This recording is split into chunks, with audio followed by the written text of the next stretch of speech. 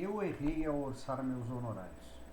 Quanto ao vídeo de ontem, no qual eu falei que eu tinha estimado umas 40 ou 24 horas para o trabalho que eu realizei de revisão de um contrato de financiamento imobiliário, na verdade eu tinha estimado 16 horas. Vou mostrar aqui para vocês. Ó. Eu tinha estimado 16 horas e cobrei apenas R$ 2.400. Eu até tentei orçar um valor pequeno, pois por ser a JG, se eu orçasse mais do que isso, não ia rolar. E era uma modalidade de contrato que eu queria desenvolver algumas teses técnicas que eu tenho. Eu achei bem interessante, resolvi atuar mesmo não, digamos assim, não aventando o valor de honorários que eu deveria ter cobrado nesse caso. Mas vamos lá. O que eu estava falando ontem para vocês é que muitas vezes a gente gasta mais tempo fazendo esclarecimento do que o trabalho original propriamente dito. Por exemplo, ontem eu falei para vocês que eu gastei 4 horas somente no início da análise da manifestação do banco réu. Hoje eu estimei que eu iria gastar mais umas 4 horas e eu quase acertei na mosca. Vejam aqui, ó, eu gastei 4 horas, 16 minutos ou 18 minutos, tô meio cego, 18 minutos e 53 segundos. Então, gente, vejam, 4 horas ontem, 4 horas hoje, ou seja, só para fazer os esclarecimentos, eu gastei basicamente metade do número de horas que eu orcei para fazer o trabalho.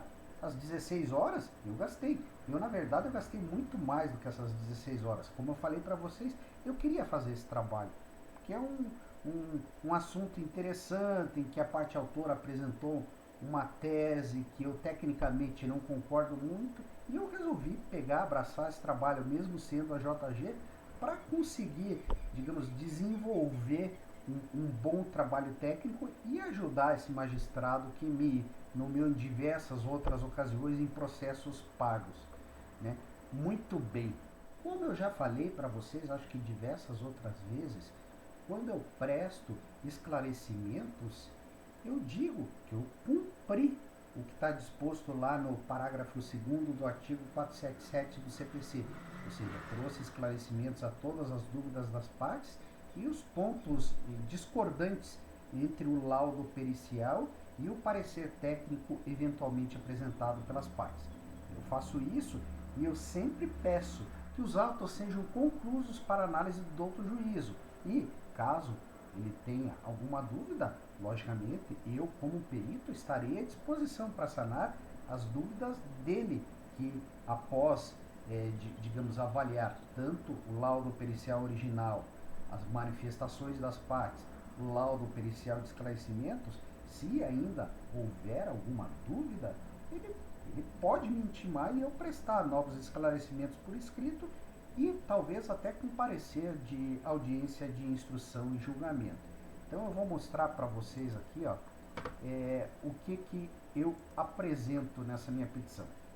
Eu identifico, né, falo que estou vindo à presença de Vossa Excelência para requerer a juntada do laudo pericial de esclarecimentos. Né?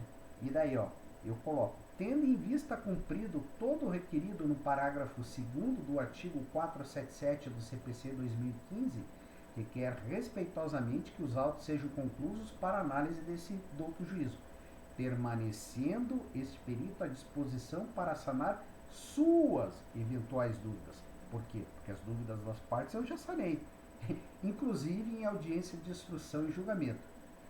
E nesse caso aqui, como é a JG, eu acho que é interessante até para vocês saberem como fazer nesses casos, porque normalmente quando é JG eles acabam esquecendo do perito e não fazem o que está estipulado no CPC, eu solicitei. E por fim, considerando que foi concedido o benefício da JG à parte autora, requer respeitosamente que, vamos lá, para a próxima página, conforme previsto no parágrafo 4º do artigo 95 do CPC, após o trânsito em julgado da decisão final, seja oficiada a Fazenda Pública para que promova, contra quem tiver sido condenado ao pagamento das despesas processuais, a execução dos valores gastos com a perícia particular. Ou seja, o juiz que tem que fazer isso. Não sou eu, perito, que tenho que lembrar ele que ele tem que fazer isso. E, logicamente, tem aqui no parágrafo 5º, o próprio parágrafo 4º, se não esqueço, num outro inciso, ele fala que em caso da parte que recebeu o benefício da JG restar sucumbente, daí os valores serão limitados à tabela do tribunal ou à tabela do CNJ, caso não exista a tabela do tribunal. Né? Então, eu coloquei aqui o meu segundo pedido, que, em caso de sucumbência da parte beneficiada pela JG, seja observada a limitação da verba pericial a 5 vezes o valor previsto no anexo 232 de 2016, que nesse caso vai dar, digamos, um pouquinho a mais dos 2.400 que eu pedi e que lá, na minha proposta de honorários nos itens 7 e 8, eu indico que nesse caso eu aceito receber só os 2.400, mas caso a outra parte seja condenada, ela me pague os 2.400 atualizado monetariamente, né? Então é bastante interessante, pessoal, é bastante interessante. O que vai acontecer, tá? Eu acho que semana passada eu apresentei digamos, uma outra petição semelhante para esse mesmo juízo, né? Eu juntei a petição um pouco antes do almoço, né? Então, vou juntar a petição, depois do almoço eu ligo para lá e peço para eles observarem o meu pedido, né? E fazerem os autos conclusos. Fui almoçar, voltei, sei lá, 1h30, 2 horas depois. Quando voltei, liguei lá, fui ver com a pessoa que, digamos, que cuida desses retornos do perito, e ela já tinha intimado as partes sem ler a minha intimação. Então fica complicado, né, gente? Porque daí resta criado um looping eterno de o perito presta esclarecimentos, o juiz não está sabendo de nada ainda, as partes logicamente vão ficar sempre tentando apresentar novos questionamentos que no meu caso já foram todos respondidos. Logicamente, se o perito não responder corretamente os esclarecimentos como prevê o CPC, daí realmente, daí cabe uma nova intimação dele para responder pedidos das partes. Mas eu acredito que nesse caso, eu até tentei ligar lá pro eu estava com a petição na tela ali para mandar para o tribunal, né? Eu disse, eu vou ligar lá e já vou avisar que eu estou enviando essa petição para eles lerem a minha petição antes de intimarem as partes para se manifestarem acerca dela. Porque muitas vezes eles dizem, mas é praxe aqui desse juiz sempre intimar as partes para se manifestarem. Eu até entendo, as partes, os advogados vão sempre tentar alegar que houve cerceamento de defesa, mas é um inferno. Nós, peritos, saímos prejudicados. Principalmente nesse caso aqui, que é a J. Eu não recebi nada, já terminei o trabalho, já prestei esclarecimentos. Eu acho que faz uns 3, 4 meses que eu apresentei o primeiro laudo, né?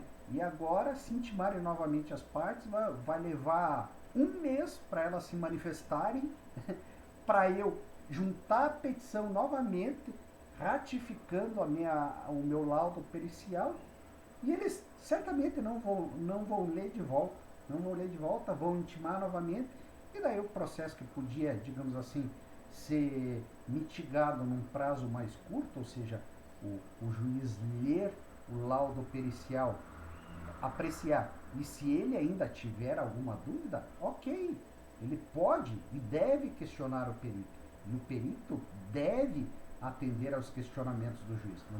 A gente não pode ter medo.